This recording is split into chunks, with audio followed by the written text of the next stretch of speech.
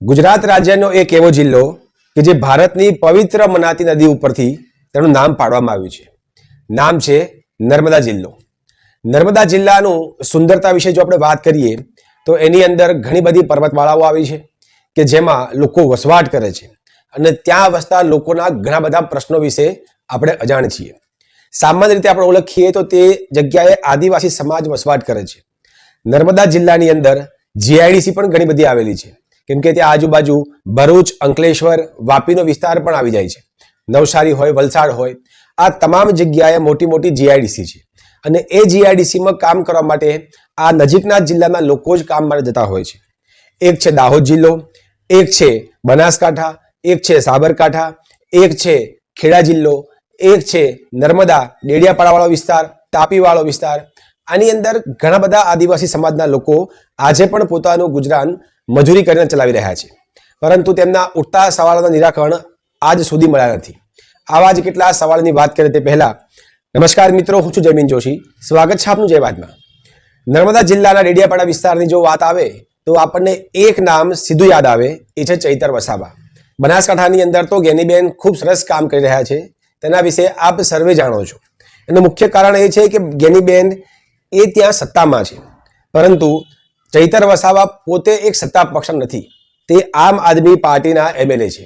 ડેડિયાપાડા વિસ્તારના એમએલએ, પરંતુ ત્યાંના લોકલ લોકો જે ત્યાં વસવાટ કરે છે, જે આદિવાસી સમાજના ભીલ પ્રદેશના લોકો છે, તેમના ઉપર થતા અત્યાચારો, તેમની માંગણી, તેમના શિક્ષણનો મુદ્દો હોય, તેમના ભણતર અને તેમના શિષ્યવૃત્તિના મુદ્દા હોય, તેમના કચેરીમાં નોકરી લાગવાના મુદ્દા હોય કે શિક્ષણની શાખાઓમાં આગળ વધવાના મુદ્દા હોય, આ તમામ મુદ્દાઓમાં જે આદિવાસી સમાજની માંગણીઓ છે એ પૂરી થતી નથી અને તેના ભાગરૂપે વારંવાર ચૈતર વસાવા આગળ આવે છે, વિદ્રોહ કરે છે, ચીમકી પણ આપે છે કે અમે આંદોલન કરીશું. પોલીસ સાથે વારંવાર તે સંવાદિક રીતે ચર્ચામાં રહ્યા છે.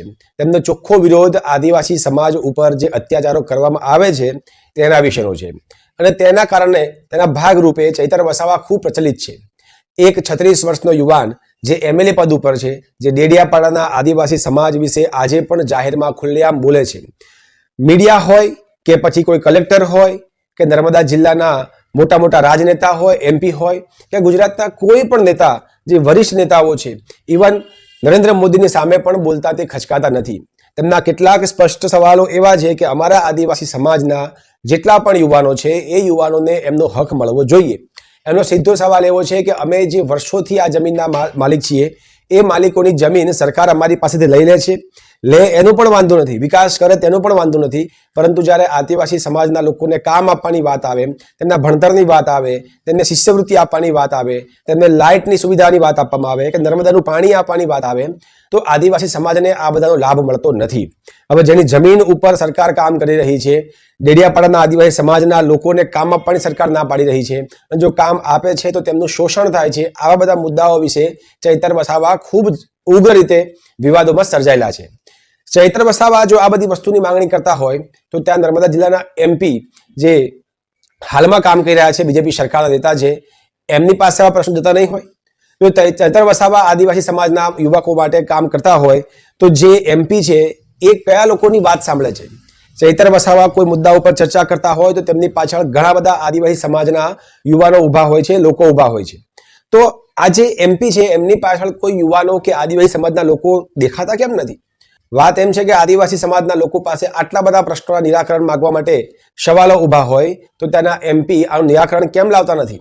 એ પોતે સરકાર રજૂઆત કેમ કરતા નથી? માત્ર ચૈતર વસાવા જ કેમ બોલે છે? એ વિપક્ષના નેતા છે એટલા માટે? આવા ઘણા બધા સવાલો આપણી સાથે છે. હાર્દિક પટેલ જ્યારે આવા બધા પ્રશ્નો લઈને આવ્યા હતા તેના સમાજના, ત્યારે તે કોઈ પાર્ટીમાં ન હતા, તે માત્ર આંદોલનકારી હતા અને પછી પરિણામ એવું આવ્યું કે હાર્દિક પટેલને જેલમાં પૂરવામાં આવ્યો અને એમના કાર્ય ઉપર સ્થગિતતા આવી ગઈ. પરંતુ ચૈતર વસાવા ઉપર સીધો હાથ નાખી શકાતો નથી. એનું કારણ છે કે તે જે તે સમયના એક યુવા નેતા છે અને વર્તમાન સમયમાં તે એમએલએની પોસ્ટ ઉપર છે. ત્યાં લોકોએ તેમને તેમના પ્રતિનિધિ તરીકે જાહેર કર્યા છે. એવી કન્ડિશનમાં જો તેમના ઉપર કોઈ હાથ નાખવામાં આવે કે તેમના ઉપર કોઈ કાર્યવાહી કરવામાં આવે તો આક્રોશમાં આવેલા લોકો કોમી રમખાણ તરફ ફેલાઈ જાય. બીજી વસ્તુ કે આદિવાસી સમાજના લોકો ઉપર ઘણા બધા અત્યાચારો કરવામાં આવે છે, તેના પુરાવા પણ ચૈતર વસાવા સાથે લઈને ફરે છે. તમે કોઈ પણ વ્યક્તિને પૂછો કે ચૈતર વસાવા જે મુદ્દા મૂકે છે એ સાચા છે કે ખોટા, તો તમામ વ્યક્તિ એમ કહેશે કે ચૈતર વસાવા સાહેબ જે પણ મુદ્દાઓ મૂકે છે તેમના પુખ્તા સબૂત તેમની પાસે હોય છે અને હાથમાં રાખીને જ વાત કરે છે. વર્તમાન સમયમાં પાછા જીઆઈડીસીમાં કામ કરતા કેટલાક મજૂર વર્ગના આદિવાસી સમાજના લોકોને શોષણ કરતા મુદ્દાઓ સામે આવ્યા, જેની અંદર પ્રશ્ન એવો હતો કે જીઆઈડીસીમાં કામ કરતા આદિવાસી સમાજના લોકોને લાંબા સમયથી નોકરીમાંથી કાઢવાની વાતો ચાલે છે. કેટલાકને છૂટા પણ કરવામાં આવ્યા અને કોન્ટ્રાક્ટ બેઝ ઉપર રાખવામાં આવ્યા છે, તેમને કાયમી કરવામાં આવતા નથી, તેમનું પીએફ કપાતું નથી. જે પ્રકારે કામ કરે છે તેના પ્રમાણમાં ખૂબ ઓછી રકમ આપીને તેમને નોકરી પર રાખવામાં આવે છે. આવી રીતે ક્યાંક ને ક્યાંક આદિવાસી સમાજના યુવાનોનું શોષણ થઈ રહ્યું છે. હવે પ્રાઇવેટ સેક્ટરમાં કામ કરવું ખૂબ અઘરું છે, એટલા માટે કે કોઈ પણ પ્રાઇવેટ કંપની તેમના મજૂરો, તેમના કાર્યકરોને, તેમના કર્મચારીઓને પૂરેપૂરો સપોર્ટ આપતા નથી. ક્યાંક ને ક્યાંક કોઈ પણ જાતિ, કોઈ પણ જ્ઞાતિના હોય તેમને એવું લાગતું હોય છે કે અમારા ઉપર શોષણ થઈ રહ્યું છે. આવા જ કેટલાક શોષણના મુદ્દાઓ આદિવાસી સમાજના લોકો ચૈતરભાઈ વસાવાની પાસે લઈ ગયા અને ચૈતરભાઈ વસાવા પાછા પોતાના લોકોને લઈને આંદોલનની ચીમકી આપીને જીઆઈડીસીના જે તે વ્યક્તિ છે, કર્મચારી છે, તેમના મુદ્દાઓની ચર્ચા કરવા માટે પાછા એક જગ્યાએ બેઠક કરી અને બેઠકના પ્રમાણમાં એમને ચોખ્ખી ક્યાંક ને ક્યાંક મીડિયામાં ધમકી પણ આપી કે અમે પાછું આંદોલન કરીશું. જાણીએ સમગ્ર મુદ્દો શું છે, તેમની જે રજૂઆત છે કેટલી સાચી છે ને કેટલી ખોટી છે, તે આ સમગ્ર વિડીયો દેખ્યા પછી જ આપણને ખ્યાલ આવશે. નેશનલ હાઈવે 56 એક જ છે ને કેટલા વાહનો જાય છે? આપણે ગણાય ને એટલા વાહનો જાય છે. વાહનોની અલગ વાત છે અને જ્યારે જે પેસેન્જર રિક્ષાઓ જે છે, રિક્ષા પેસેન્જર માટે જાય છે, પોતાના ઘર માટે આવવા જવા માટેની વાત નથી. આ છે રિક્ષા એ કરવા માટે ધંધો તો કરે ને, વાત સાચી છે. નાનું મોટું ગામ અંદર આવ્યું છે, બરાબર. એ તો સ્ટેચ્યુ અહીંયા નતું ને, ત્યાર પહેલા પણ એ લોકો અવર જવર કરતા હતા. નાનો મોટો ધંધો એ લોકો અવર જવરની કોઈ ના જ નથી. અવર જવરની કોઈ ના ક્યાં છે? એમ જેનું ઘર છે તો જાય. ધંધો રોજગાર તો કરતા હતા. એવું નથી કે આજે સ્ટેચ્યુ બન્યું ને આજે એ લોકો ધંધો કરે છે. અને અહીંયા જે આપી છે, તમે એ લોકોની જમીનો છીનવી લીધી, બરાબર. એ ગામ લોકોને સભાનો પાવર છીનવાઈ ગયો. સત્તા મંડળ બનાવ્યું એટલે અમારે તો પૈસા એકથી ગામ સભાનો પાવર જતો રહ્યો, સરપંચનો પાવર જતો રહ્યો. અમારે હવે શું કરવાનું? હવે આ રોજગારી માટે આવ્યા છે, તમારે ડિસિઝન લેવું પડશે. તમે એવું હોય તો 5-10 મિનિટ જેને પૂછવાનું, જેને કરવાનું એ કરી લો. અમે તો બેઠા છે, તમે રાત કહેશો તો રાતે બી બેસીશું, તમે કાલે નિર્ણય આપવાના હોય તો કાલે નિર્ણય લેજો. અમે આજે અહીંયા પડ્યા પાછળ રહીશું. કેમ કે અમે છે ને, અમે કંઈ એટલે દૂરથી આવ્યા છે એટલે આવેદન નિવેદન કરીને હારું સર જિંદાબાદ મુર્દાબાદ કરવા નથી આવ્યા. અમને આ લોકોનું નિરાકરણ જોઈએ સાહેબ. આ તમને કહેવા માટે જ આવ્યા છે. એના વગર અમે અહીંથી નીકળવાના નથી. તમારે સીએ સાહેબ હાથે વાત કરવી જ કરો, ગુજરાત સરકારના કોઈની હાથે વાત કરવાની હોય તો કરો. અમારે કોઈને કહેવા મૂકવાનું હોય તો અમને તો હમણાં કહી દઈએ ને, તમારે કયા વિભાગમાં રિક્ષા માટે કહેવાનું છે, નંબર આપો, હમણાં હું ફોન લગાડીને તમારી રૂબરૂમાં વાત કરી દઉં. કોને વાંધો છે તો ખબર પડે ને. અધિકારીને વાંધો છે કે કોઈ નેતાને વાંધો છે કે સરકારને વાંધો છે? કોની માનસિકતા છે સ્થાનિકને રોજગારી નહીં આપવાની? તે સતી થાય. એટલે તમે નિર્ણય લો, બધા જણાવો. ને સીઓ સાહેબ અહીંયા હોય તો એ આવતા હોય તો એમને બોલાવી લો. હમણાં અમે તો બેઠા છે. જેમ કે આવી રીતના નથી ચાલતું. જમીનો અમે આપી પ્રવાસના નામે, રોજગારના નામે, અને હવે અમને દૂર કરી દેવાના. આ કઈ રીતના ચાલશે? તમારું સ્ટેચ્યુ નહોતું ને ત્યારે બધા લોકો ત્યાં ભગવા મૂતવા જતા હતા. સાચી વાત છે કે સાધુ ટેકરી પર નાનું મંદિર હતું ત્યાં જતા હતા. તો સ્ટેચ્યુ આવવાથી કે અમારે દૂર નહીં જવાનું. અમારે ક્યાં જવાનું? અમારી જમીનો બધી જતી રહી. 73 ડબલ એની જમીનો અહીંયા તમે બધાને પધરાવીને બેસી શ્રી સરકાર કરીને IAS ના પ્લોટો પાડી નાખ્યા. આ બધા મોલોમાં, ભવનોમાં અમારું ટ્રાઇબલ બજેટ વાપરી નાખ્યું અને રૂપિયાના ટોકનમાં તમે રિલાયન્સને સફારી પાર્ક આપી દીધો 200 કરોડનું. ચિલ્ડ્રન આખું કૌભાંડ તમારે હમણાં એટલું બધું છે ને, ચિલ્ડ્રન પેલું ન્યુટ્રિશન પાર્કમાં. એટલે અમે એનું નથી જાણતા, એવું નથી. તમારું આ UDS ને બધાને કહો કે આવી બધી માનસિકતા બધું મૂકે. બાકી જે દિવસે અમે અહીંયા ઉતરીશું ને, ભૂતકાળ અમારો પૂછી લેજો. અહીંયા તમારા કોણ હતા? નિલેશ દુબે, ભૂપે બધાને. હા, અમે કોઈનાથી બીવાવાળા લોકો નથી, બરાબર છે. અમે લડીશું. પોલીસ મૂકવી હોય, આર્મી મૂકવી હોય, મૂકો. પછી આરપારની લડાઈ થશે. આ તમને કહી દીધું. નિર્ણય લો. અમે લોકો કઈ અમારા બૈરી પોયરાને અહીંથી બિસ્તરે પોટલે બાંધીને અમારે કઈ સિટીમાં મજૂરી કરવા જવાનું? અમારી જમીનો હું કરવા લીધી તારે? નર્મદા બનતું હતું. નર્મદા પરિયોજનામાં અમે આટલા બધા ગામો અહીંથી વિસ્થાપિત કર્યા. હજુ પાણી અમે દૂરથી જોઈએ છે. પાણી કચ્છમાં નહીં તો અમે દુનિયામાં લઈ જાય, પણ તે નજીકને અમને કેમ નથી મળતું? શું અમારે આની આઝાદી અમારે છે? આની આઝાદી છે અમારી. આજે વીજળી અમને નહીં મળે.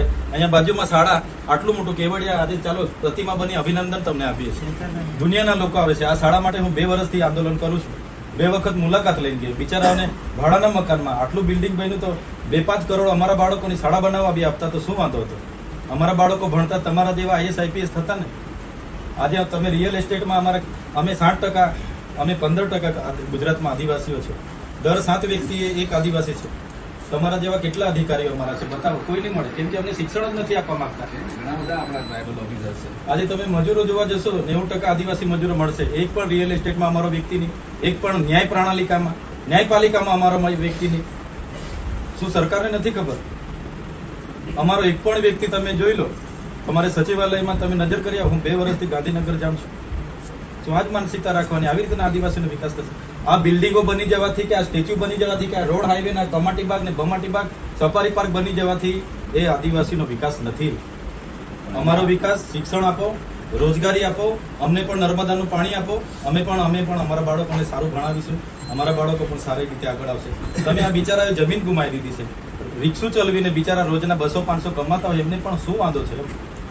ત્યારે અમને દુઃખ થાય છે, ત્યારે અમારો વિરોધ હોય. બાકી અમે કોઈ દિવસે વિકાસમાં વિરોધ નથી કરતા, નથી અમારા પૂર્વજોએ વિરોધ કર્યો. જે પીક રિક્ષાઓ છે અહીંના જ બહેનો છે ને, બહારથી તો આવ્યા નથી. પીક રિક્ષાઓ બી ચલાવો, એમને રોજગારી મળે. પીક રિક્ષા હજુ બીજી હો રિક્ષા લઈ આવી, બીજી હો રિક્ષા આપો, પણ આ હો રિક્ષા વાળાને તમારે અહીંયા ચલાવવા દેવા પડશે. એમનું ગામ લીંબડી છે, વાગડિયા છે, કેવડિયા છે, એ બિચારા રિક્ષા લઈ કઈ બીજા શહેરમાં જવાના કે અમારા લોકો અહીંયાની ધંધો કરે તો શું બોમ્બેમાં ધંધો કરવા જવાના છે? અમારા લોકો અહીંયાની રોજગાર લે તો શું અમારે અમદાવાદ મજૂરી કરવા જવાનું છે? એટલું તો કોઈ બી અધિકારીને મગજમાં બેહે કે નહીં બેહે? એમ વિસ્તાર અમારો, જમીન અમે આપી દીધી યાર, વિકાસ માટે અમે કાં કોઈ દિવસે વિરોધ કર્યો છે? પણ અમને એક બાજુ પછી ભીલવાડામાં જ કાઢી મૂકો તો અમારે ક્યાં જવાનું? એટલે તમે પૂછો સાહેબ, અમે બેઠા છે, આ રિક્ષાવાળાનું નિરાકરણ લાવીને પછી અમે જવાના છે, તો એનો નિર્ણય લેવો પડશે. તમે વર્ષોથી અમારા બાપ દાદાએ જમીનો ખેડી એ લોકો બિચારા કાઢી અહીંયા રાજપાટ તમે કરતા હતા. લો સાહેબ પૂછો, ક્યાં કાઢ્યા? પૂછો શું કરવાનું છે, નિર્ણય લો. આનું નિરાકરણ લાવવું પડશે સાહેબ, બાકી તમે ટેક્કેમ પ્રાઇવેટ લિમિટેડ કંપનીના ગેટ પર ઊભા છે. આ કંપનીના જે સ્થાનિક રોજમદારો છે, વર્કરો છે, છેલ્લા 2011 થી ઘણા અહીંયા એમ્પ્લોય તરીકે કામ કરે છે, છતાં એમને આજ દિન સુધી પરમિશન કરવામાં નથી આવ્યા. આજ દિન સુધી 10-12 વર્ષ પછી પણ એમને કોન્ટ્રાક્ટ પર જ કામ કરાવવામાં આવે છે. સાથે 240 દિવસ પણ પૂરા કરવા દેવામાં નથી આવતા. સાથે સેફટી બાબતે પણ ઇસ્યુ હતો અને ઘણા વીમા પોલિસી બાબતે પણ ઇસ્યુ હતો અને સેલરી બાબતે પણ એમની રજૂઆત અમારી સમક્ષ આવી હતી. અને જે આ કંપનીમાં જે કાપડના એક વર્કર જે 6 મશીનો ચલાવી શકે એવી પોઝિશન છે, ત્યાં 8 મશીનો ચલાવવા માટે જયારે દબાણ થતું હતું, ત્યારે આજે અમે એમના મેનેજમેન્ટ સાથે ચર્ચા કરવા માટે અમે આવ્યા છે. અને જે વર્કરોને અહીંથી કાઢી મૂકવામાં આવ્યા હતા, એ વર્કરોને ફરી લેવડાવવા માટેની વાત અમે કરી છે. ત્યારે એમને લેવાની વાત કરી છે. સાથે સાથે આવનારા દિવસોમાં એ વર્કરોને પરમેનન્ટ કરવા માટે અને એમને યોગ્ય સેલેરી પણ મળે, સાથે સેફટીના સાધનો પણ મળે, એ બાબતની અમે એકદમ રજૂઆત એમને સ્પષ્ટ શબ્દમાં કીધું છે. અમે ફરી 5 થી 6 મહિના બાદ ફરી પણ અમે અહીંયા મુલાકાત લઈશું. ત્યારે આવો કોઈ ઇસ્યુ અમારી સામે નહીં આવે એ અમે પૂરી તકેદારી રાખીશું. સાથે સાથે આ તમામ જીઆઈડીસીની જે પણ કંપનીઓ છે, એ કંપનીઓના માલિકો આ વિસ્તારમાં 2-4 આગેવાનોને સાચવી લે છે અને એના ઈશારા પર અહીંના રોજમદારોનું શોષણ કરવામાં આવે છે, એમ્પ્લોયનું શોષણ. કંઈ પણ થાય એટલે લોકલ આગેવાનોને જેમને સાચવેલા હોય, જેને આપી મૂકી હોય એવા લોકોનો સંપર્ક કરીને દબાવી દેવાની વાતો ચાલે છે. ત્યારે અમારી પાસે જે પણ કંપનીઓની આવી રજૂઆતો આવશે, એ કંપનીઓ પર આવનારા દિવસોમાં અમે જઈશું. આજેથી અમારું કાઉન્ટડાઉન ઝઘડિયા જીઆઈડીસીમાં ચાલુ થયેલું છે.